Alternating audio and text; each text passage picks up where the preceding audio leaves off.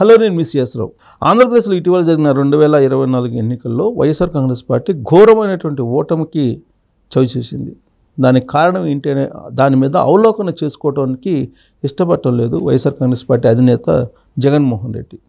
కాసు మహేష్ రెడ్డి లాంటి వాళ్ళు బయటకు వచ్చారు. ఇప్పుడు వైఎస్ఆర్ కాంగ్రెస్ పార్టీ ఓడిపోవడానికి కేవలం వైఎస్ఆర్ కాంగ్రెస్ పార్టీలో ఉన్నటువంటి కమ్మ సామాజిక వర్గానికి సంబంధించినటువంటి కొడాలి నాని, అలాగే లక్ష్మీపార్వతి, వల్లభనేని వంశీ ఇలాంటి వాళ్ళే అని ఆయన సరికొత్త కోణాన్ని బయటికి తీశారు.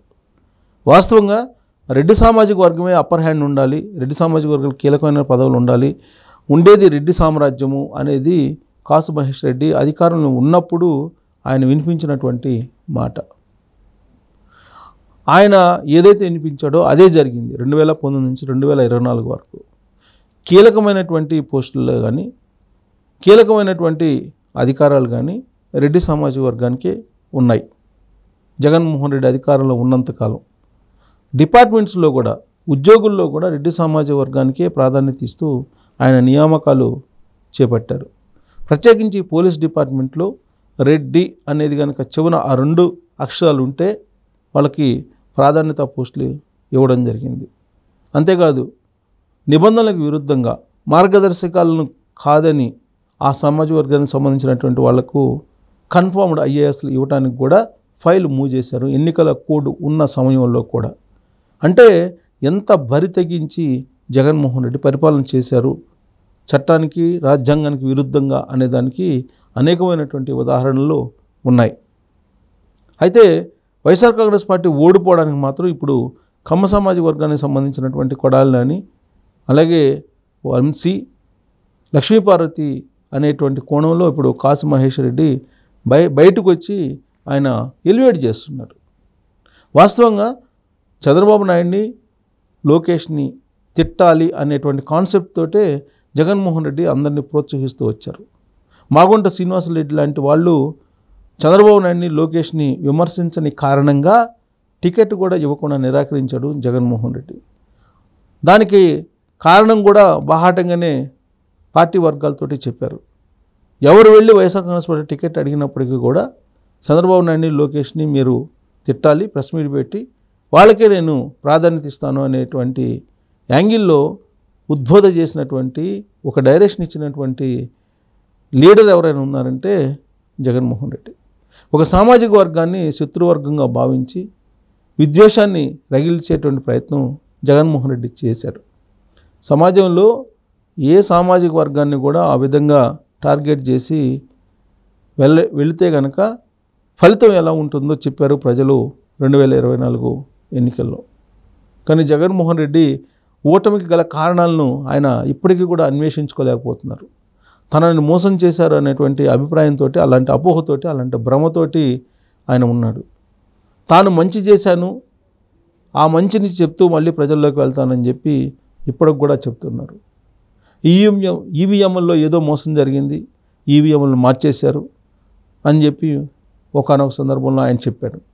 బ్యాలెట్ ద్వారానే ఎన్నికలు ఉండాలని చెప్పి చెప్తున్నారు. 2019లోనేమో ఈవీఎంలు అద్భుతం అని చెప్పినటువంటి జగన్మోహన్ రెడ్డి 2024 ఫలితాలు చూసిన తర్వాత బ్యాలెట్ ద్వారానే న్యాయం జరుగుతుంది, ఈవీఎంలు అనేవి నమ్మడానికి లేదు అని ఆయన చెప్తూ వస్తూ ఉన్నారు. అంటే ఓటమిని అంగీకరించలేనటువంటి మానసిక స్థితిలో ఆయన ఉన్నారు. ఓటమిని అంగీకరించి ఓటమి గల కారణాలను అన్వేషిస్తే అట్లీస్ట్ 2029 ఎన్నికల నాటికైనా పార్టీని సిద్ధం చేసుకోవడానికి అవకాశం ఉంటుంది.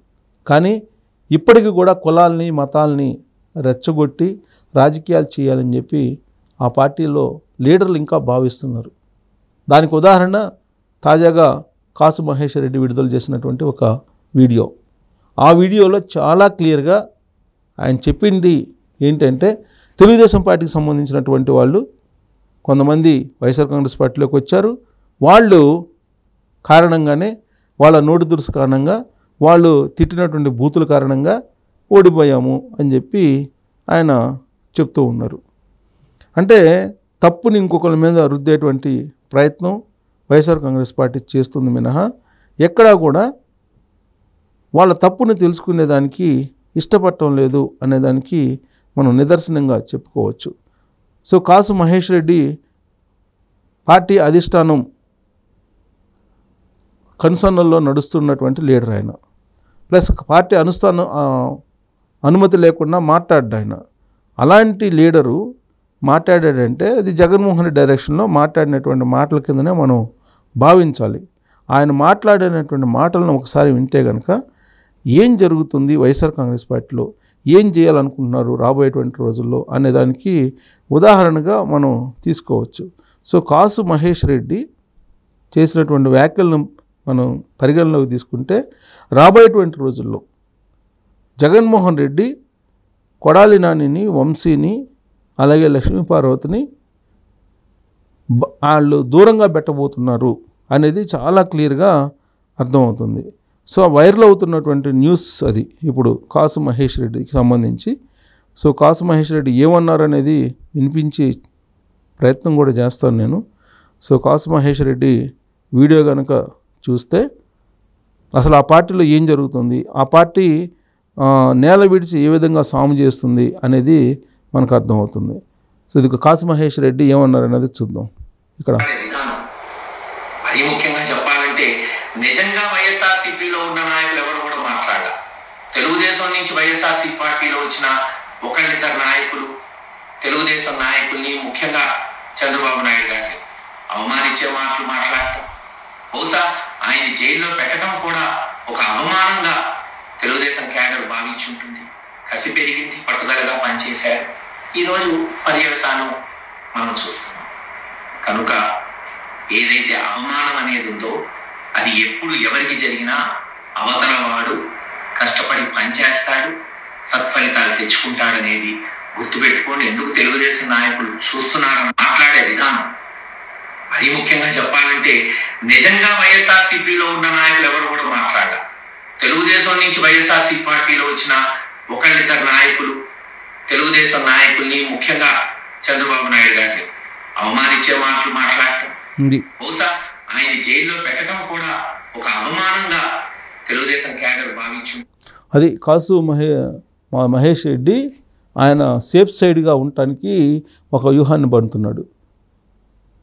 చంద్రబాబు నాయుడు గెలుపుని, తెలుగుదేశం పార్టీ గెలుపుని ప్రశంసించడానికి ముందుకు వస్తూ ఉన్నాడు కాసు మహేష్ రెడ్డి.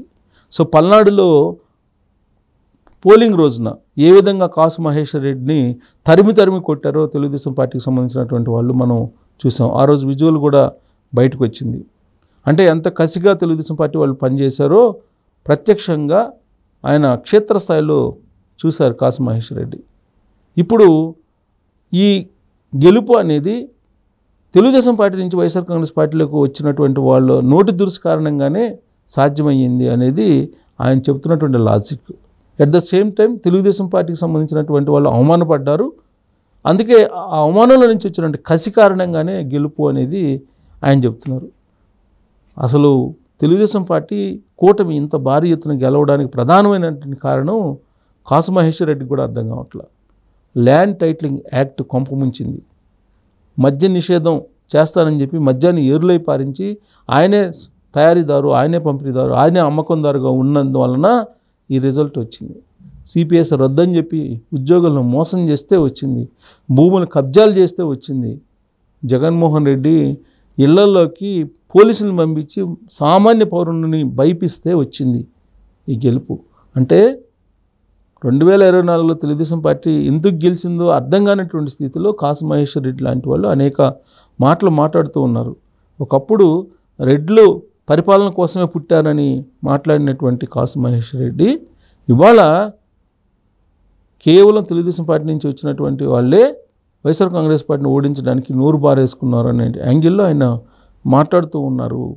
ఒక రకంగా సేఫ్ సైడ్లో సింపతి క్రియేట్ చేసుకున్నటువంటి ప్రయత్నం, ఇంకోవైపు తెలుగుదేశం పార్టీ వాళ్ళు వచ్చి వాళ్ళ క్యాడర్ని టచ్ చేయకుండా ఉండటానికి చేస్తున్నటువంటి ప్రయత్నం కాసు మహేష్ రెడ్డిలో కనిపిస్తుంది. సో కాసు మహేష్ రెడ్డి ఒక కొత్త గేమ్ను ప్రారంభించాడు. ఆయన ఇటీవల వరకు ఒక పందాలో వెళ్ళినటువంటి కాసు మహేష్ రెడ్డి ఇప్పుడు మరొక పందాలో వస్తున్నాడు. ఇది జగన్మోహన్ రెడ్డి ఇచ్చిన డైరెక్షన్ అయ్యి ఉండవచ్చు. సో ఈ డైరెక్షన్లోనే వైఎస్ఆర్ కాంగ్రెస్ పార్టీ వెళ్ళబోతుంది. ఫలితంగా కొడాలికి, వల్లభనేని వంశీకి పర్మనెంట్గా వైఎస్ఆర్ కాంగ్రెస్ పార్టీలో డోర్స్ పడబోతున్నాయి అనడానికి నిదర్శనం కాసు మహేశ్వర్ రెడ్డి తాజాగా చేసినటువంటి కామెంట్స్ కింద మనం భావించవచ్చు.